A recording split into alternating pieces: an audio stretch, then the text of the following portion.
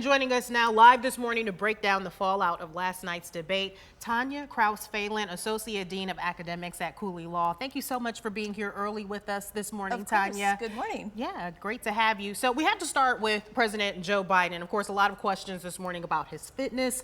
What did you expect to see last night from the president, and what's your reaction from what actually happened? Well, one of the things that we were hearing going into the debate is that Biden was going to have to come out and seem strong and really hit it out of the park, because we know that the voters who have not yet decided who they're going to vote for have concerns about his age and his mental acuity.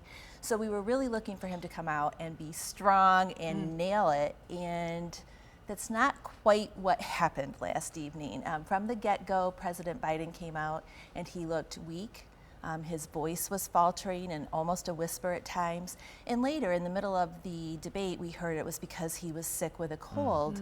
But so they were trying to lower expectations a little bit, but he just wasn't his normal feisty self last night. And so people who were concerned about age and mental acuity did not walk away from last night's debate feeling any better about those concerns. Let's talk about the flip side here, because former President Donald Trump striking a strikingly different tone last night than in previous debates in 2016 and in 2020. A lot may think that this has to do with the rules from last night's debate. What was your characterization of his tone of the debate last night?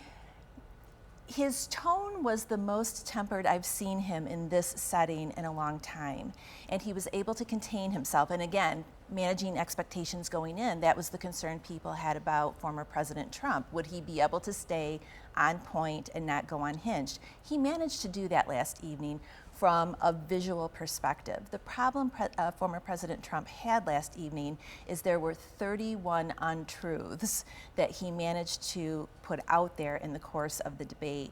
And so people who were looking for him to be a little more presidential in stance are concerned with the number of untruths he put forward last evening. Well, Tonya, thank you so much. Luckily, Tonya will be sticking around. Of course, we have so much more to discuss about last night's debate. We'll be talking to her again coming up at 6:30 about where both parties go from here and how important the second and potentially final debate will be for each candidate. Thank you, Tonya. Thank you.